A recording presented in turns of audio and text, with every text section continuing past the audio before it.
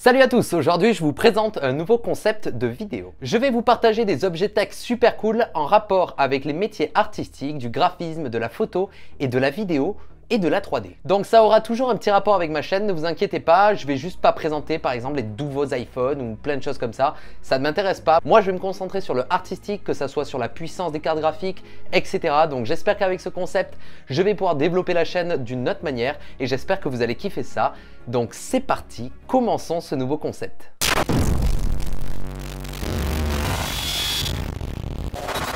Dans ce premier épisode, je vais vous présenter l'écran de la marque BenQ, le PV270. Et cet écran est vraiment époustouflant. Tout d'abord, pourquoi un écran serait meilleur qu'un autre ? Prenons par exemple mon écran habituel. Celui-ci, c'est un Asus ROG. Il est parfait pour jouer aux jeux vidéo, mais il va avoir une limite. Et cette limite, ça va être quand tu veux faire de la vidéo professionnellement ou que tu vas avoir vraiment de la précision dans tes couleurs. Pourquoi ? Eh bien tout simplement parce que ces couleurs ne sont pas bien calibrées. Je m'explique. Ça, c'est les couleurs que peut voir un être humain. Et les petits triangles que tu vois à l'intérieur de ce diagramme, ce sont des gamutes. Et il existe différents gamutes. Ces gamutes sont souvent appelés des profils. Si tu as déjà utilisé des LUT, eh bien tu as dû voir que dans certains modèles de LUT, il y a des LUT pour Rec 709 et des LUT par exemple pour le log. Et ça, eh bien ce sont les profils. Et du coup, c'est quoi ces profils ? Eh bien pour faire simple, ce sont des paramètres de contraste, de luminosité et de saturation qui vont être adaptés à un support précis de diffusion. Par exemple, pour les vidéos que tu vois sur YouTube ou les vidéos en HD en général, c'est le Rec 709. C'est celui qu'utilise le plus le commun du mortel quand tu vas pas trop taper dans des trucs trop HD au cinéma ou en vidéo. Par exemple, pour le cinéma, ça va être du DCI P3. Du coup, il va y avoir des LUT qui vont te permettre donc d'avoir les couleurs un petit peu de certains films, comme des packs de LUT, comme par exemple j'en ai créé un moi aussi. Mais il va y avoir aussi des LUT qui vont te faire passer d'un espace colorimétrique à l'autre. Donc tu vas pouvoir passer par exemple de log à Rec 709. Du coup, il existe même des LUT exprès pour certaines caméras pour passer d'une caméra à l'autre. Donc c'est vraiment très vaste, il y a beaucoup de LUT. Voilà pourquoi il est super important d'avoir un écran capable d'afficher tel et tel profil de couleur pour vos besoins. Si, imaginons, je fais une vidéo sur YouTube, eh bien le Rec 709 sera parfait. Mais là, si tu vas taper dans le HD et que tu vas au cinéma et que tu veux projeter ta vidéo de réaction en couple, ouverture carte Pokémon au cinéma, eh bien il va falloir que tu fasses ton étalonnage final sur du DCI P3. Et pourquoi il est très important de faire ça ? Eh bien parce que si tu fais ton étalonnage sur du Rec 709 et que tu le projettes au cinéma en DCI P3, eh bien tu vas voir tes contrastes, tes luminosités et ta saturation qui vont changer. Et du coup, un plan initialement magnifique, eh bien là tu vas te dire, il y a un truc qui cloche mon vieux. Et ça m'est arrivé plein de fois dans mon école de 3D où tu bosses pendant des semaines sur un projet en fonction de l'étalonnage Rec 709. Et une fois que tu dois présenter tes travaux, tu rentres dans la salle, tu le mets sur ton écran, tu appuies sur play devant 40 personnes et là tu regardes et tu fais « Mais c'est pas ça que j'ai fait !» C'est de la merde! Eh bien tout simplement parce que l'écran où j'ai diffusé n'était pas calibré proprement au Rec 709.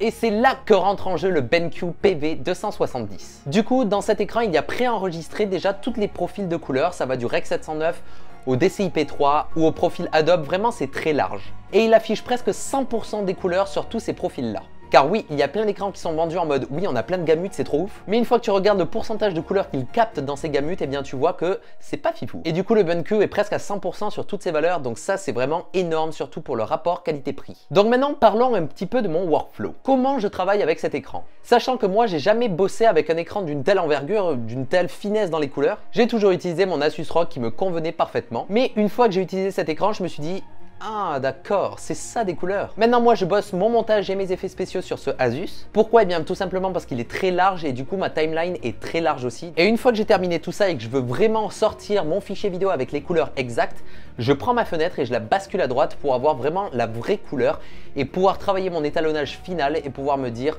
ce que je sors là, eh bien c'est ce que je sors là. Il n'y aura pas de mauvaise surprise sur d'autres écrans. D'ailleurs, parlons un petit peu de l'écran en lui-même. L'écran est vendu avec ces espèces de trucs en plastique qui se mettent autour de l'écran. Et bien ça, c'est pour améliorer encore plus la perception que tu as des couleurs sur cet écran.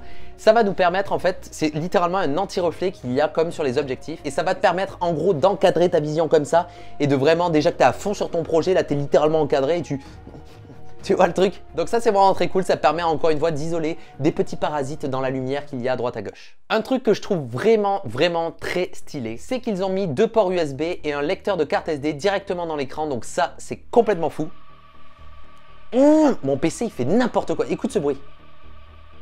Bon, c'est un constructeur de PC qui passe par là, je suis actuellement en PLS, donc on sait jamais. Ça peut paraître con après tout ce que je viens de te dire, mais c'est vraiment vital. Parce que moi, j'ai acheté plein de hubs USB pour avoir plusieurs sorties ou même des lecteurs de carte SD. Et là, vraiment, c'est directement dans l'écran, donc franchement, Ça, c'est vraiment un point pour moi qui relève le niveau de cet écran encore plus. Encore une fois, tu vois que c'est un écran d'artiste parce que tu as des cartes SD, tu as des ports USB, franchement, top. Pour récapituler, cet écran est vraiment parfait en termes de rapport qualité-prix pour les personnes qui font de la vidéo, du montage, des effets spéciaux, n'importe quoi qui touche vraiment à de la précision où tu veux vraiment avoir une belle image. Donc si maintenant dans mes vidéos vous vous dites « Putain, ces couleurs sont vraiment sympas », eh bien, c'est normal.